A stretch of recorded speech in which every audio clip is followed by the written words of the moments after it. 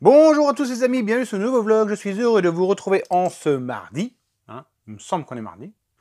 On va blablater un petit peu et après on va réparer une moto. Allez, on se balance. Le jingle.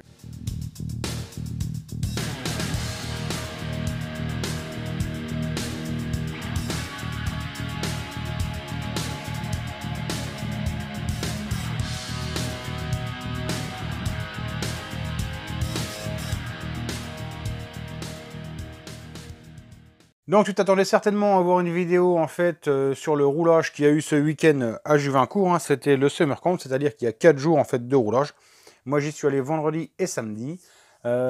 Simplement arrivé sur place, j'ai commencé à faire une vidéo et je profitais pas. C'est ça le problème, c'est que j'avais les potes sur place et tout, comme Taku, Adrien, etc. et Mamat et tout. Donc moi j'étais en train de faire le con avec une caméra et puis je m'amusais pas, donc j'ai dit bon, tu sais quoi, tant pis, je profite. Donc j'ai profité de mon week-end, j'ai fait du roulage, tout simplement. J'ai fait de la G1, de la générique, j'ai essayé la 450 TM de Taku, j'ai fait quoi? J'ai essayé une Mito, une Mito normalement c'est une 125, sauf que là cette dedans c'était un moteur de Banshee ou de 350 RDLC, tu vois, c'est un mix des deux, avec des hauts moteurs montés en 420 cc ou je sais plus quoi, des carbutes 42, enfin un truc complètement inutilisable sur la piste tellement c'était puissant. Donc j'ai là quelques photos que je te fais défiler.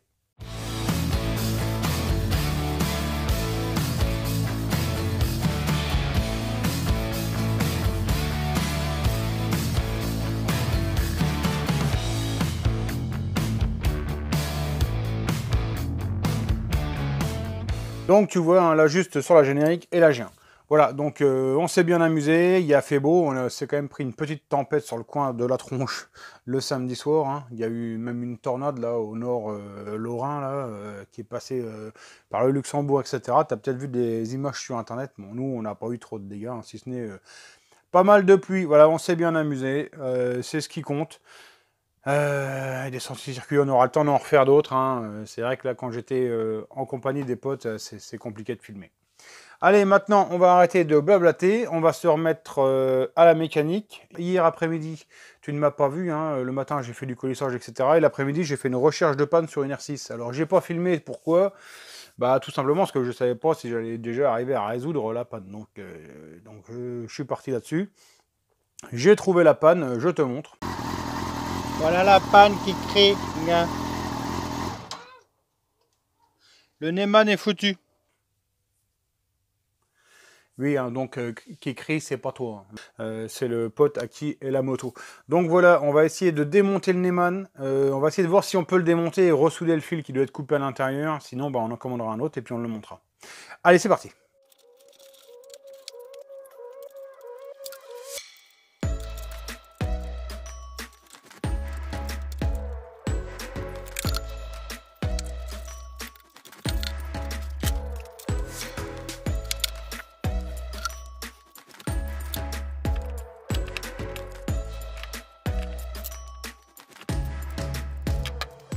Alors ici à l'intérieur tu vois du Neyman, par chance on peut le démonter, donc on a tous les fils qui arrivent ici, donc ça c'est les fils, bon, il y en a qui vont aller exciter un calculateur si c'est une injection, un plus après contact, etc. Et donc la chance qu'on a ici c'est qu'on a accès au démontage. Et là tu vois en fait le fil bleu là, ici, il est coupé, je te zoome. Voilà tu vois, celui d'en dessous là ici, il est coupé. Et donc ça, ça nous met en panne la moto tout simplement.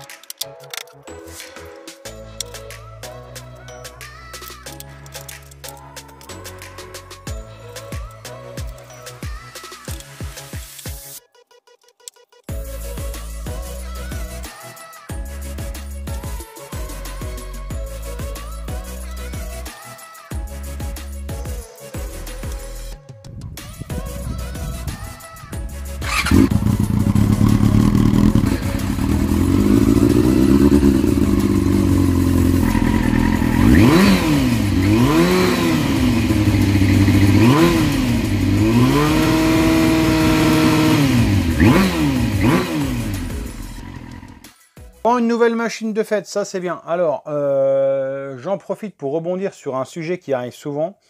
Comment devient-on préparateur? Alors, tu ne deviens pas préparateur. Déjà, un préparateur, qu'est-ce que c'est? C'est ni plus ni moins qu'un mec qui fait des moteurs de compétition. Donc après, tu peux devenir rapidement préparateur, hein, dans ce cas-là. On me dit souvent, comment toi tu en es arrivé là? Donc moi, si tu veux, je l'ai déjà dit, hein, sur la chaîne, je suis passé par un parcours classique. Je suis arrivé en CAP, hein, le truc le plus basique, hein, c'est ce qui est... Moi, je voulais vraiment faire de la mécanique, donc je suis arrivé en CAP. Chez un patron, un maître de stage, chez Narmoto à Commercy, hein. Après, donc j'ai fait mon CAP, après je suis parti 2 ans en CQP, toujours chez le même patron.